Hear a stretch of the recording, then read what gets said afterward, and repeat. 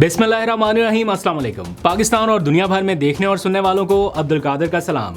पाकिस्तान में 7 अप्रैल की रात है। इस वक्त जब मैं आपसे बात कर रहा हूं तो काफ़ी क्रूशल मोमेंट्स चल रहे हैं, डिप्लोमेटिक फ्रंट पे भी और सियासी एतबार से भी। डिप्लोमेटिक फ्रंट पे अगले हिस्से में बात करते हैं, लेकिन सियासी एतबार से ज़्यादा क्रूशल और टेंस मोमेंट इसलिए हैं कि अडयाला जेल के बाहर बैक वक्त क्रैकडाउन, गिरफ्तारियाँ, लाठीचार्ज, शैलिंग, ये सब कुछ हो रहा है और मुतअद्दिद कारकुनान जो है उन्हें गिरफ्तार किया गया। आपको मालूम है कि आज अडयाला के बाहर ओहदेदारों को पहुंचने की कॉल दी गई थी। ख़राब मौसम, बारिश, शदीद बारिश, और इसके बावजूद मुल्क के मुख्तलिफ हिस्सों से, कराची से, लाहौर से, बलूचिस्तान से, मुख्तलिफ जगहों से, ख़ासतौर पर इस्लामाबाद, रावलपिंडी से भी बड़ी तादाद में ओहदेदारान पहुँचे हैं। ऑल्दो के बारिश की वजह से या मौसम ख़राब होने की वजह से ये लग रहा था कि इतनी बड़ी तादाद में लोग नहीं आ सकेंगे, लेकिन समहाउ मैनेज किया लोगों ने और ये यहाँ पर पहुँचे। लेकिन उससे पहले रास्तों की बंदिश, फिर पुलिस की डिप्लॉयमेंट जिस अंदाज से की गई थी तो लग रहा था कि हालात ख़राब हो सकते हैं, और फिर एग्जैक्टली वैसा ही हुआ। इस टाइम जब मैं आपसे बात कर रहा हूँ तो PTI के मुतअद्दिद ओहदेदारान जो हैं वो ज़ेर हिरासत हैं, उनको गिरफ़्तार किया जा चुका है। कुछ क्रैकडाउन की इतलात भी आई, हमने फुटेजेस देखी, विजुअल्स देखे कि दिन भर गिरफ्तारियों का ये सिलसिला जारी रहा, और जैसे ही मगरिब के बाद का वक्त हुआ तो फिर शैलिंग भी हुई और पुलिस ने क्रैकडाउन करते हुए काफ़ी लोगों को गिरफ़्तार किया है। इस दौरान पुलिस और कारकुनान आमने सामने जैसी सिचुएशन भी रही है, और जो लेटेस्ट अपडेट्स हमें मौसूल हुई हैं उसके मुताबिक कुछ पुलिस एहलकार भी ज़ख्मी हुए हैं। ख़ास तौर पे एक SHO हैं एजाज़, जिनको आपने काफ़ी दफ़ा फुटेजेस में देखा, उनके ज़ख्मी होने के बारे में बताया जा रहा है। एक आध और SHO हैं, फिर 2-3 पुलिस एहलकार, उनके बारे में रिपोर्टेडली ये इतला है कि वो पथराव के दौरान ज़ख्मी हुए। इसी दौरान कारकुनान की गिरफ्तारियाँ भी जारी रही और फिर आखिर में काफ़ी ज़्यादा शैलिंग की गई। एक तरफ अडयाला जेल के बाहर ये सारा एहतजाज जारी था, दूसरी जानिब इस्लामाबाद हाई कोर्ट ने इमरान खान से मुलाकात कराने का हुक्म दे दिया है कि उनसे मुलाकात कराई जाए। किसकी होगी, कब होगी, ये भी कुछ ही देर में डिस्कस करते हैं, लेकिन पहले ज़रा सी ये सिचुएशन वाइंड अप कर लेते हैं। इस कदर हैवी क्रैकडाउन के बाद फिर अडयाला रोड जो थी वहाँ से कारकुनान को धकेल दिया गया है, पीछे मुंतशिर कर दिया गया, और अडयाला रोड जो है वो ट्रैफिक के लिए खोल दी गई। आज दिन भर वहाँ पे रुकावटें रही हैं, कारकुनान की भी बड़ी तादाद मौजूद थी, लोग छतरियों के साथ पहुँचे हुए थे। रास्ता भी इतना आसान नहीं था कि लोग वहाँ पे इतनी जल्दी पहुँच पाते, तो कोई रास्ते तब्दील करके, कोई DHA साइड से, कोई अडयाला नाकों की साइड से होता हुआ समहाउ लोगों ने मैनेज किया। अलीमा खान भी वहाँ पर मौजूद थी, उनकी बहनें भी वहाँ पर पहुँची, और बल्कि आज उन्होंने कहा कि उन्हें ये बताया गया है कि जो रजिस्टर्ड या नोटिफाई जो ओहदेदारान हैं उनकी तादाद 15 से 20 हज़ार है, और उन्होंने कहा कि जो यहाँ पर पहुँच जाएगा वो तो रहेगा, और जो नहीं पहुँच सकेगा उसकी जगह पे हम लोगों को ऐसे लोगों को लाएंगे जो यहाँ पर मौजूद हैं और वो काम करना चाहते हैं। जो नहीं आ सकता उनको ओहदों से हटाएंगे। तो यही मेरा ख्याल है पार्टी के अंदर भी एक मैसेज कन्वे किया गया, जिसके बाद इतने सख्त ख़राब मौसम में भी लोग वहाँ पर पहुँचे। और वैसे भी लोग पहुँचते हैं, लेकिन मीनवाइल ये एक कांस्टेंट PTI की जानिब से बताया जा रहा था कि जो ओहदेदार नहीं पहुंचेगा उसे बदल दिया जाएगा, तो लोग वहां पर पहुंचे हैं। अभी ये तादाद और भी ज़्यादा हो सकती थी अगर रुकावटें ना होती या पुलिस का ये ऐसा क्रैकडाउन ना होता, क्योंकि कुछ लोगों को पहुंचने से पहले भी हिरासत में लिया गया। ख़ासतौर पर PTI के जो MPs हैं या अपोजिशन लीडर पंजाब असम्बली, उनको तहवील में लिया गया आने से पहले ही, और फिर मौके पर फैक्ट्री नाके से भी कुछ लोगों के ज़ेर हिरासत आने की इतलात हैं। वहाँ पर जो दिन भर विजुअल्स थे, मैं अनएडिटेड कुछ रॉ फुटेज व्लॉग के आखिर में रखूंगा ताकि आपको एग्जैक्ट आइडिया हो कि लोग कैसे वहाँ पे पहुँच रहे थे, कितनी मुश्किल से पहुँच रहे थे, दिन भर क्या उनका माहौल रहा, शाम तक क्या हुआ। ये अनएडिटेड रॉ फुटेज आप व्लॉग के आखिर में देखिएगा। लेकिन इस टाइम इंपॉर्टेंट क्वेश्चन ये है कि एक ही दिन के बाद PTI को रावलपिंडी में 9 अप्रैल का जलसा करना है, और उस जलसे से पहले ये सारे विजुअल, ये क्रैकडाउन, ये पकड़ धकड़, ये पुलिस और कारकुनान का आमने सामने आना, ये किसकी फेवर में जाएगा या किसके खिलाफ जा सकता है, ये आप बेहतर बता सकते हैं। कुछ लोग कह रहे हैं कि जलसे से पहले इस किस्म का क्रैकडाउन इसने हाइप बना दी उस जलसे की, और लोग जो हैं वो और ज़्यादा मोटिवेट या चार्ज होकर इस जलसे में शिरकत करेंगे। दूसरी राय ये है कि नहीं, लोगों में खौफो हिरास रहेगा, लोग डर जाएंगे और नहीं आएंगे क्रैकडाउन की वजह से या गिरफ्तारियों के खदशे के पेश नज़र। आप लोगों की क्या राय है कॉमेंट्स में ज़रूर बताइएगा। लेकिन इस टाइम की जो अपडेट है वो ये कि अडयाला जाने वाला जो रास्ता है वो फ़िलहाल ट्रैफिक के लिए खोल दिया गया है, लेकिन इमरान खान की बहनें, शाहिद खटक और 1-2 और लोग जो हैं वो बदस्तूर उसी जगह पर मौजूद हैं, वो जाने के लिए तैयार नहीं है।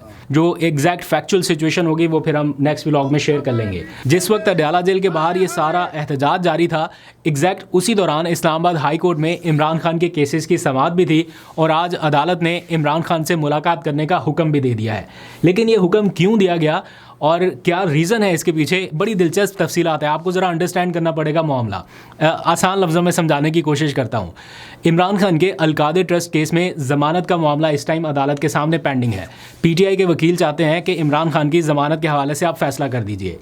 जो नैब के वकील हैं या नैब के जो लोग आते हैं अदालत में, वो कहते हैं कि ज़मानत को छोड़ें। ज़मानत तो है ना कि वक्ती रिलीफ, फौरी तौर पे रिलीफ, बाकी पूरा केस चलता रहेगा, उसका फ़ैसला जब होगा तब देखा जाएगा। लेकिन नैब के वकील कहते हैं कि ज़मानत को छोड़ दें, पूरे केस का डिसाइड कर लें, एक ही बार डिसाइड कर लें कि इसमें उनकी बरियत होनी है या उनकी सज़ा बरकरार रहनी है। अब पीटीआई के वकील 14 महीने से इंतज़ार कर रहे हैं इस केस में उनकी ज़मानत होने का, लेकिन नैब के लोग अचानक आए और उन्होंने कहा कि नहीं, ज़मानत को छोड़े, पूरे केस का फ़ैसला कर लें। अब पूरे केस का फ़ैसला अगर उनके इमरान खान के ख़िलाफ़ आ जाता है, लेट्स सपोज अदालत उनकी सज़ा बरकरार रखती है, तो फिर ये मामला चला जाएगा आईनी अदालत में और फिर एक लंबी गेम शुरू हो जाएगी। अगर तो 26वीं 27वीं तरमीम वाला मामला ना होता तो शायद इमरान खान और उनके वकला के लिए ये आइडियल सिचुएशन होती कि वो पूरे केस का अभी से फ़ैसला करा लें, ज़मानत को छोड़े पूरे केस का फ़ैसला करा लें। लेकिन अभी उनको ये लगता है कि फ़िलहाल ज़मानत में चले जाना बेहतर है, पूरे केस के फ़ैसले में बहुत टाइम लग जाएगा। लेकिन दिलचस्प बात यह है कि चीफ़ जस्टिस जो हैं, जो इस केस को सुन रहे हैं, वो भी कह रहे हैं उनको कि अगर आप पूरे केस का फ़ैसला हमसे कराते हैं तो हम 7 दिनों में ये कर देंगे और हम हफ्ते में 2-2 दिन भी ये केस सुनेंगे और ये फ़ैसला हम कर देंगे। तो मैं ये सोच रहा था कि ज़मानत की दरख्वास्त का फ़ैसला 1 साल और 4 महीने के अंदर अभी तक नहीं हो सका और चीफ जस्टिस कह रहे हैं कि पूरे केस का फ़ैसला हम 7 दिन में सुना देंगे और 1 हफ्ते में 2 बार केस सुनेंगे। ये बड़ी हैरानकुन सूरत हाल नहीं है? आपको बहरहाल ज़हन में ये रखना होगा कि हुकूमत ने एक नया कानून बना दिया है कि अगर इस्लामाबाद हाई कोर्ट से केस का फ़ैसला हुआ और वो रिजेक्ट हो गया तो वो सुप्रीम कोर्ट नहीं जाएगा, वो आईनी अदालत जाएगा। अगर 7 दिन में ये फ़ैसला निपटाते हैं चीफ जस्टिस साहब और इमरान खान के ख़िलाफ़ ये फ़ैसला आता है तो ये सुप्रीम कोर्ट में चैलेंज नहीं होगा, ये जाएगा सीधा आईनी अदालत। लेकिन अगर ज़मानत के मामले पर ये कोई फ़ैसला करते हैं और वो रिजेक्ट हो जाती है ज़मानत उनकी, तो वो सुप्रीम कोर्ट जा सकेगी, वो आईनी अदालत नहीं जाएगी, वो सुप्रीम कोर्ट जाएगी। तो इमरान खान के लिए आइडियल सिचुएशन क्या हुई कि वो ज़मानत के फ़ैसले पे स्टिक करें। अब ये फ़ैसला इमरान खान के वकला अपने तौर पे नहीं कर सकते जब तक वो इमरान खान से मिल ना लें और उनसे पूछ ना लें कि हाँ जी आप ज़मानत के मामले पे जाना चाहते हैं, दलाइल देना, या पूरे केस का फ़ैसला कराना है। तो उस सिलसिले में सलमान सफदर ने अदालत से ये कहा था कि मुझे इमरान खान से मिलने दिया जाए, मैं उनसे पूछ के बताऊँगा। तो आज अदालत ने हुक्म भी दे दिया कि कल इनकी मुलाकात कराई जाए। उन्होंने पूछा आप कब मिलना चाहते हैं, उन्होंने कहा कल 2 बजे।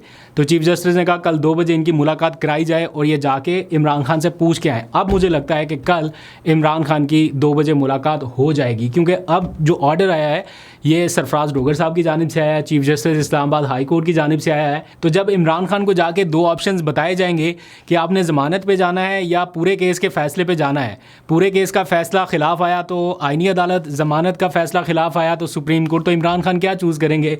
ऑब्वियसली वो ज़मानत का फ़ैसला चूज़ कर सकते हैं, क्योंकि अलीमा खान की जानिब से भी यही कहा गया कि हम इमरान खान को यही बताएंगे और ज़मानत के मामले के ऊपर ही जाएंगे। अब देखते हैं कि कल उनकी मुलाकात में क्या नतीजा सामने आता है, आपको अपडेट करेंगे। इसी सारी सूरत हाल के दौरान आज अपोजिशन लीडर महमूद अचकज़ई ने कौमी असम्बली में एक खिताब किया और उस खिताब में उन्होंने बड़ा दो टोक अंदाज में कहा कि माइनस इमरान खान की कोई भी कोशिश हम कामयाब नहीं होने देंगे। उन्होंने कहा कि ये जुर्म है और तहरीक तहफ़्फ़ुज़ आईन पाकिस्तान इस जुर्म को कामयाब नहीं होने देगी या इसको इतनी आसानी से माइनस इमरान खान की तरफ नहीं जाने देगी। और उन्होंने कहा कि सबको बैठना पड़ेगा, सबको सोचना पड़ेगा दुनिया किधर जा रही है और हम अभी तक इमरान खान वाले मामले से ही नहीं निकल पाए। तो उन्होंने एक बार फिर से सबको अर्ज किया है कि इस मामले के ऊपर बैठें, इमरान खान से बात करें और चीज़ों को हल करने की तरफ जाएं। एग्जैक्टली क्या कहा उन्होंने, ज़रा उनका ये स्टेटमेंट सुनिए, वापस आइए फिर ज़रा मिडिल ईस्ट की सूरत हाल पे बात करते हैं। अगर इस पार्टी में ये सोच है या हुक्मरानों में ये सोच है कि माइनस इमरान खान कोई चीज़ बनेगा, जनाब स्पीकर विल रेजिस्ट इट। तारीख तहफ़्फ़ुज़ आईन पाकिस्तान इस जुर्म को नहीं होने देगी। तो महमूद अचकज़ई की गुफ्तगू आपने सुनी। दूसरी जानिब पीटीआई की ये रेजिस्टेंस आगे 9 अप्रैल भी आ रहा है, तो पॉलिटिकल फ्रंट पे सूरत हाल को बहुत ज़्यादा आइडियल नहीं है। देखते हैं कब ये मामला ठीक होते हैं। हम दुनिया के मसले मसाइल हल करने में लगे हुए हैं, थोड़ी सी तवज्जो अगर अपने इश्यूज़ को सॉर्ट आउट करने में लगा दें तो ये इतना कॉम्प्लिकेटेड इशू नहीं है, हल हो सकता है। अब आ जाइए ज़रा मिडिल ईस्ट की सूरत हाल के हवाले से, क्योंकि पाकिस्तान उसमें भी मीडिएशन कर रहा है और जो सुबह से खबरें हम सुन रहे हैं, जो अभी तक हमारे पास इतलात आ रही हैं, उनमें ऐसा लग रहा है कि किसी ब्रेक थ्रू की तरफ मामला बढ़ रहा है। ऑल्दो के कॉम्प्लिकेशंस बहुत ज़्यादा हैं, जगह जगह पे हर्डल है। कभी ईरान कहता है कि हमने सारा कुछ सस्पेंड कर दिया, हम नहीं कर रहे, मुज़ाकरात नहीं मान रहे। कभी कभी उधर अमेरिका की जानिब से कुछ ना कुछ ऐसे पॉइंट्स या नुकात आ जाते हैं जिनकी वजह से थोड़ा इशू बनता है, लेकिन डिप्लोमेटिक फ्रंट से ये खबरें आ रही हैं कि काफ़ी क्लोज पहुंच चुका है ये मामला। कल सुबह 8 बजे तक, यानी अब जो रात गुजरेगी सुबह 8 बजे, बुध की सुबह 8 बजे तक की डेडलाइन है, उसके बाद काफ़ी हालात ख़राब हो सकते हैं। मीनवाइल ट्रंप किसी मुआवजे के इंतज़ार में है, या उन्हें लगता है कि कोई इनकलाबी सिचुएशन ऐसी होने वाली है कि सब कुछ ठीक हो जाएगा, और वो मैसेज तो पूरा भरपूर थ्रेट के साथ करते हैं, इतना थ्रेट ऊपर भर देते हैं कि अगले को लगता है पता नहीं कितनी बड़ी तबाही होने लगी है। लेकिन साथ ही नीचे वाला अगर उनका पैरा पड़े तो ऐसा लगता है कि बस अब वो उनकी भी बस हुई पड़ी है, वो कहते हैं कि बस चीज़ें नॉर्मलाइज़ करें। अगर आप उनके लेटेस्ट पैगाम का पहला पैरा पढ़ें तो उन्होंने लिखा कि एक पूरी तहजीब जो है, सिविलाइजेशन जो है, वो एक ही रात में तबाह हो जाएगी। यानी वो एक तरह से ईरान के ऊपर कोई बहुत बड़ा हमला करने का थ्रेट कर रहे हैं कि उससे पूरा ईरान जो है वो तबाह हो जाएगा एक ही रात में। लेकिन साथ ही वो कह रहे हैं कि नहीं, कुछ ना कुछ जो है वो बेहतर होने की उम्मीद है, और ईरान के लोगों को वो मुबारकबाद भी दे रहे हैं कि चीज़ें बेहतरी की तरफ चली जाएंगी। ऑब्वियसली इसके पीछे पाकिस्तान, तुर्की, मिस्र और एक दो ममालिक, चाइना ख़ास तौर पे, उनकी मीडिएशन की कोशिशें शामिल हैं, और किसी भी टाइम कोई बड़ा ब्रेक थ्रू एक्सपेक्ट किया जा रहा है।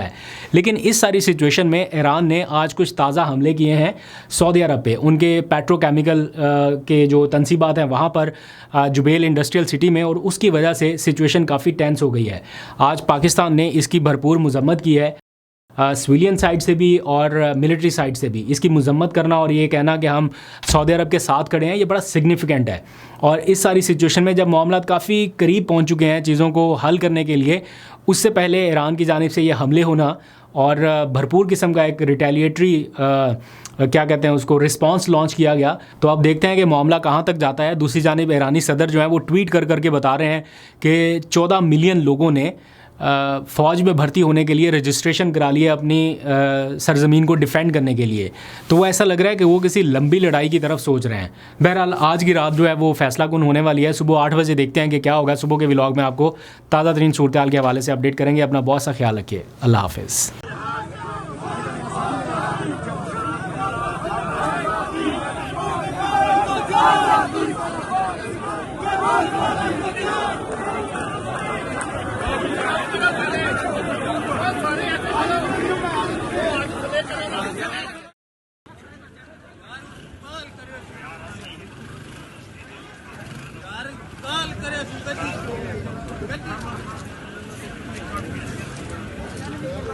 हाट से आए हैं और बहुत दिल दुखा के आए हैं, क्योंकि हमें बहुत प्यारा है। हमारा लीडर जो है वो जेल में पड़ा है और हम घरों में नहीं बैठ सकते।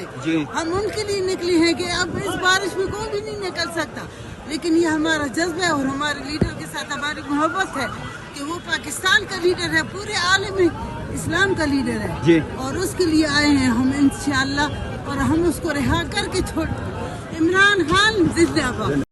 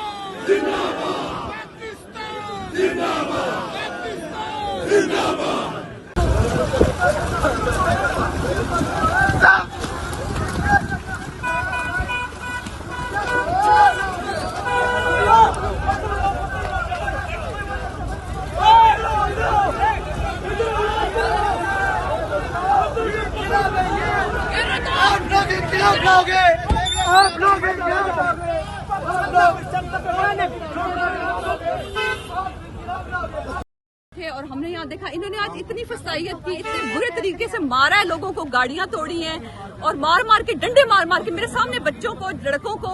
यार मुझे अफसोस होता है। ये भी हमारे भाई, हम इनको अपना भाई कहते हैं और हम इनके साथ इतना अच्छे तरीके से, लेकिन जब ये आते हैं ना इस तरह करने पे, इतना इन्होंने लड़कों को इस तरह मार मार के निकाला है, खौफजदा करके, बहुत अफसोस की बात है। जवानों, आपने यहाँ देखा जितने भी हमारे लोग हैं वो पुरअमन है, किसी के हाथ में डंडा नहीं है, किसी के हाथ में पत्थर नहीं है, लेकिन ये यहाँ जो लोग आ रहे हैं और ये दर्ज दे रहे हैं लोगों को कि आप डंडा उठाओ और आप ये पत्थर उठाओ, हम मजाइमत करते हैं, हम बर्दाश्त बर्दाश्त करेंगे, लेकिन हम इस तरह नहीं करेंगे कि इंतजार पे लाएंगे और तशद्दुद इन पे करेंगे। हम जी बिल्कुल, अलीमा खान ने कॉल दी थी, अलीमा आपा ने, हम पहुंचे अपने कप्तान इमरान खान के लिए।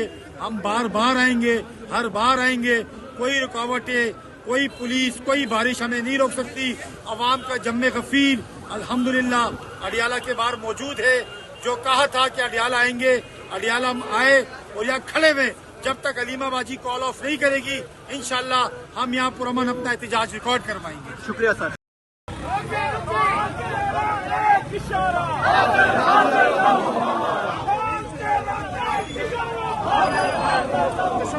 गिरफ्तार करते हैं जो भी हाथ